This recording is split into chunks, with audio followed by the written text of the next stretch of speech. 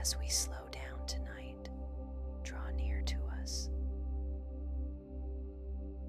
Quiet every voice that is not yours. Teach us to listen again for the sound of your footsteps, gentle and unhurried and full of love. Even when we wander, remind us that you still come looking for us. Amen. Introduction. In the first story, we watched light break through darkness, the earth take its breath, and peace rest on everything you made. It was a world without fear, without distance, without shame. But peace is a fragile thing when trust is questioned.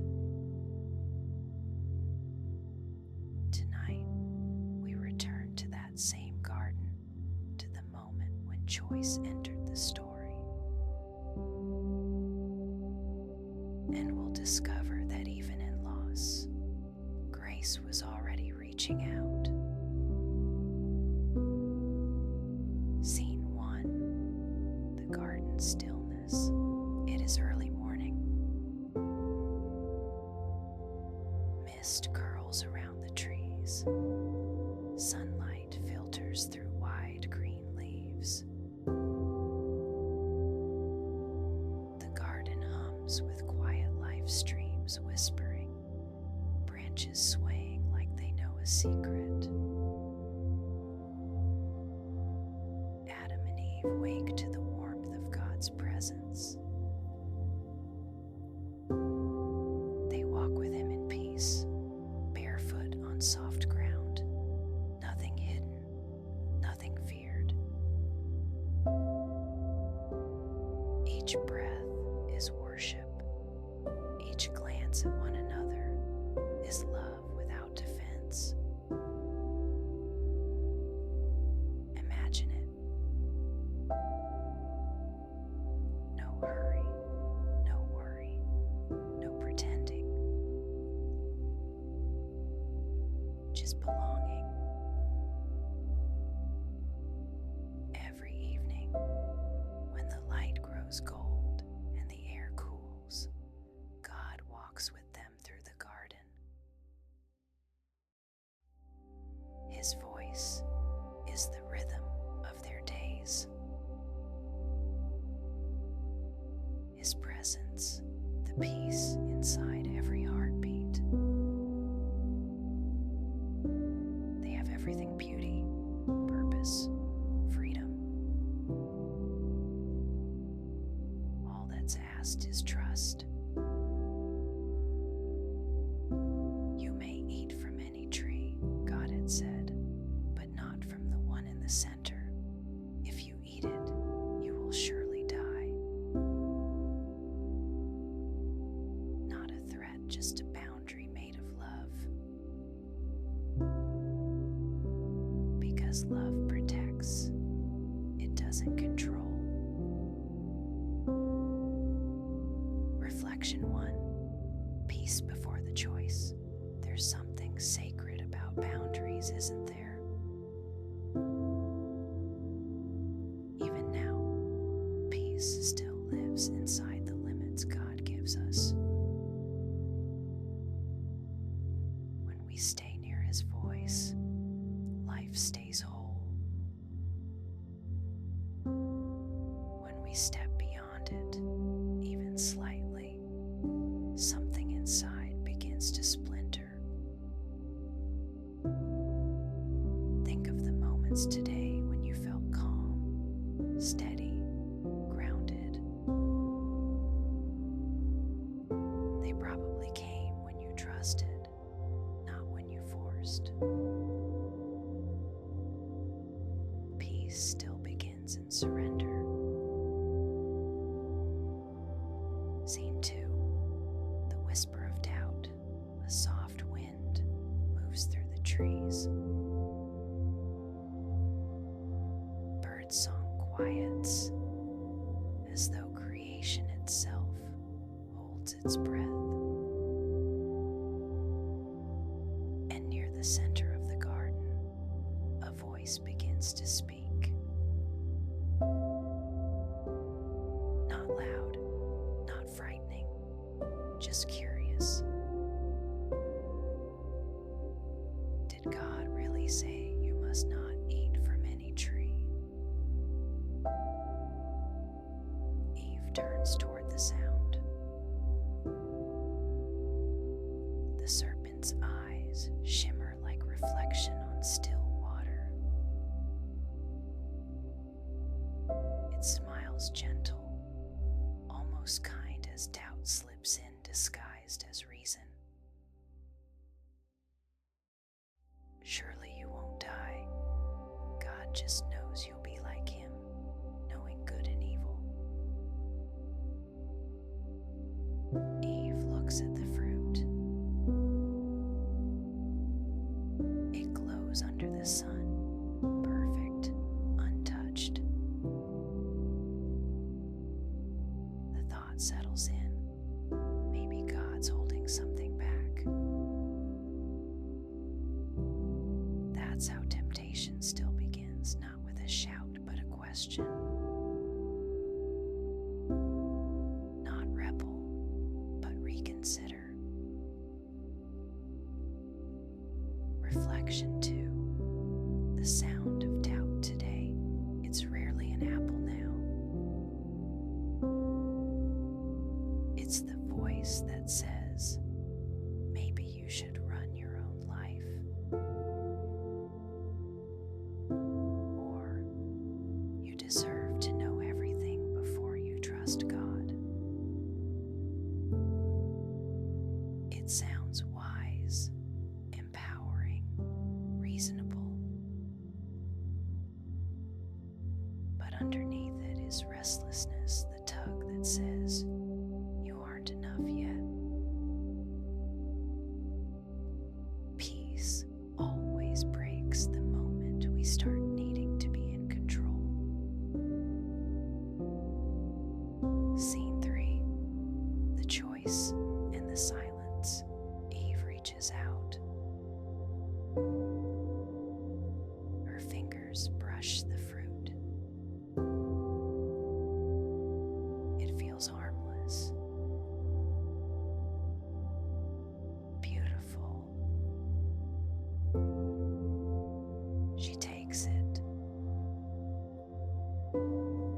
and bites.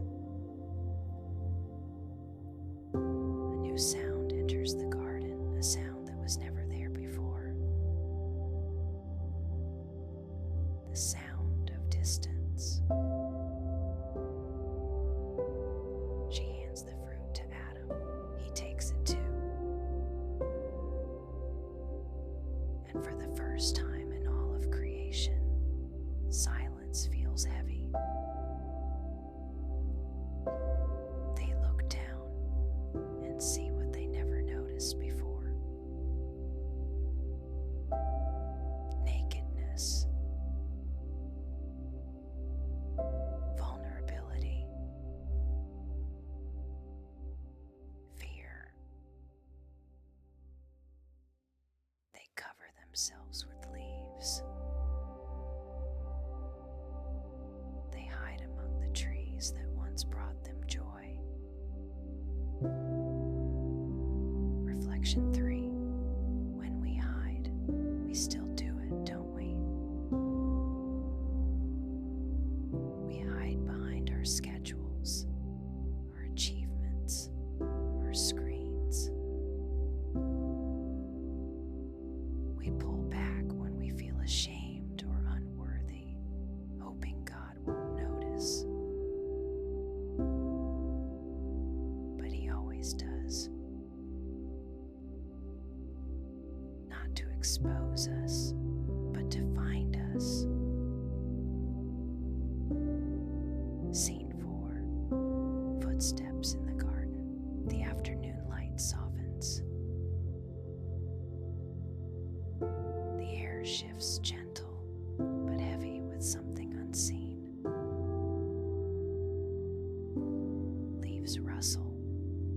branches move, and then footsteps. God walks through the garden the same way he always has, slow, peaceful, unthreatening. He already knows what happened, yet his voice carries no anger. Where are you? Not a demand, not a roar, a question. He could have thundered their names. He could have unmade them with a word. Instead, he invites them to step into the open. Adam answers, trembling, "I heard you walking, and I was afraid." And that's it, the first time fear enters the world. Fear of the one who made them. God's heart breaks, but he doesn't turn away. He asks questions not to shame them, but to help them understand what happened. Who told you that you were naked? Have you eaten from the tree I commanded you not to eat from? Adam blames Eve. Eve blames the serpent. And still, God listens. Even now, his justice moves hand in hand with compassion. Reflection 4. God's voice today. He still asks, "Where are you?" Not because he doesn't know, but because we don't. We lose ourselves in the noise, and his voice becomes the map back home. When you feel far from God, remember, he's still walking toward you, not away. Scene 5. Grace in the aftermath. Before Adam and Eve leave the garden, something quiet happens. God makes garments of animal skin and gently covers them. The first act of sacrifice. The first act of mercy. Even in consequence, he cares for them. He sets a boundary again, not to punish, but to protect. They cannot stay in paradise, but paradise will someday return through him. As they step out of Eden, the light behind them flickers through the trees like a promise. A whisper of hope. This is not the end. Reflection 5. What the garden still teaches us. We lose peace every time we trade trust for control. But grace always walks the same path behind us, calling our name. Maybe tonight you feel like you've taken a wrong turn. Maybe you've been hiding from God or from yourself. Breathe. He's already walking toward you. His question hasn't changed. Where are you? And his answer hasn't changed either. I'm here. Close